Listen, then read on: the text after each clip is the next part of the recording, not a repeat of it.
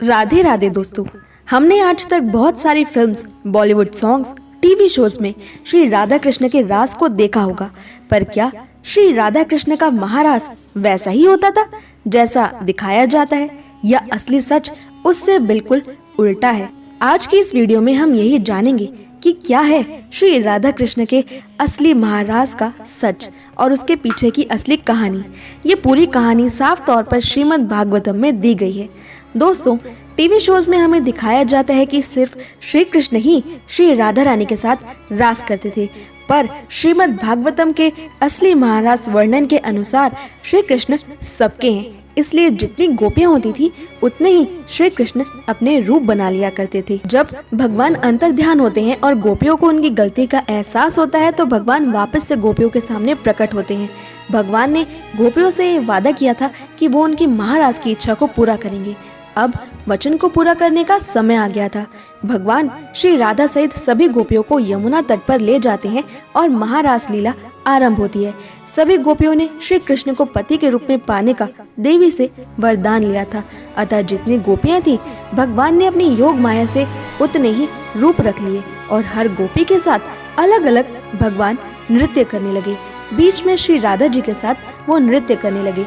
अगर भगवान के जन्म से अब तक की सारी रातों को मिला दिया जाए तब भी इतनी मनोरम रात्रि कभी नहीं होगी। चंद्रमा जहाँ था वहीं ठहर गया। 6 मास तक चंद्रमा वहीं टिका रहा और सुबह नहीं हुई। भगवान ने बंशी बजाई, जिससे सभी ऋषि मुनि जो जन्मों जन्मों से इसी रात का इंतजार कर रहे थे वो गोपी वेश में प्रकट हो जाते हैं। सभी देवता अपनी अपनी पत्नियों के साथ गोपी वेश बनाकर महारास में सम्मिलित हुए। जनकपुर और अवध की गोपियां जो भगवान श्री राम को त्रेता युग में मन ही मन पति मान बैठी थी, जिन्होंने इस जन्म में गोपी बनकर जन्म लिया था, वो भी यहीं पर प्रकट हो जाती हैं।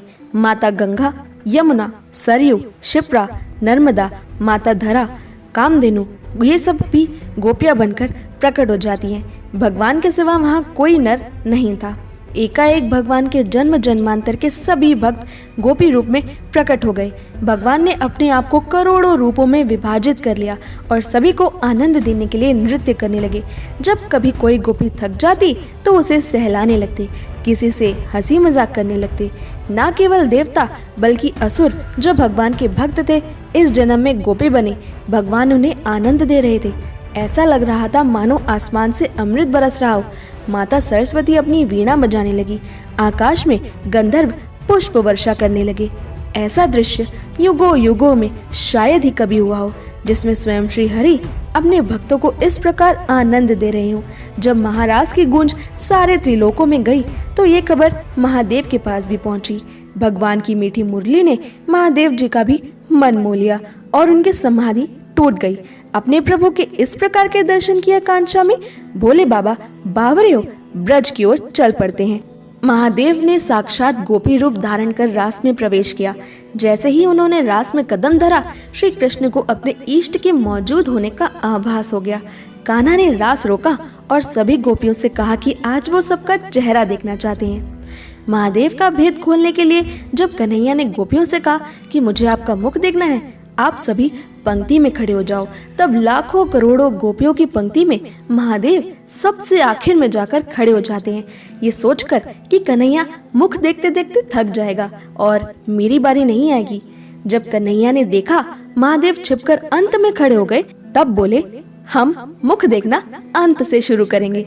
इतना सुनते ही महादेव भागकर दूसरी ओर जाने लगे। भगवान ने उन्हें बीच में ही पकड़ लिया और बोले, मैं पहले इस गोपी का मुख देखूंगा जो मुख दिखाने में इतनी लाज शर्म कर रही है। और भगवान ने महादेव का घूंघट हटा दिया और बोले, आओ गोपेश्वरी आओ। श्री राधा और अन्य गोपियां महादेव के मोहिनी रूप को देखकर आश्चर्य में पड़ गई। तब कृष्ण बोले, राधे, ये कोई गोपी नहीं, स्वयं महादेव हैं जो महाराज का दर्शन करने के लिए गोपी के रूप में आए हैं। तब राधा जी ने शिव जी से कहा कि भगवान, आप क्यों गोपी वेश में आए हैं? महादेव बोले, आपकी रसमयी लीला के दर्शन हेतु मुझे इस प्रकार आना पड़ा। मैं भी गोपी भाव का अनुभव करना चाहता था। हम चाहते हैं कि यहाँ सदा ही हमारे आपके चरणों में वास रहे। आप दोनों के चरणों के सिवा हम और कहीं निवास नहीं करना चाहते। तब भगवान कृष्ण ने कालिंदी के निकट निकुंज के पास वंशी वट के सम्मुख भगवान महादेव जी को गोपेश्वर महादेव के नाम से स्थापित किया। इसके बाद महारास हुआ। भगवान कृष्ण ने कथक किया और महादेव तांडव करने लगे, जिसका वर्णन अगर स्वयं माँ सरस्वती भी करना चाहे तब भी नहीं कर सकती।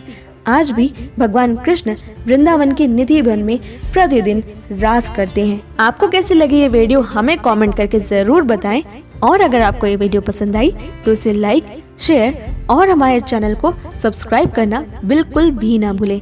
कान्हा से जुड़ी सबसे खास जानकारी को पाने के लिए मैं मिलती हूँ आपसे अगली वीडियो में। तब तक के लिए stay happy and Radhe Radhe.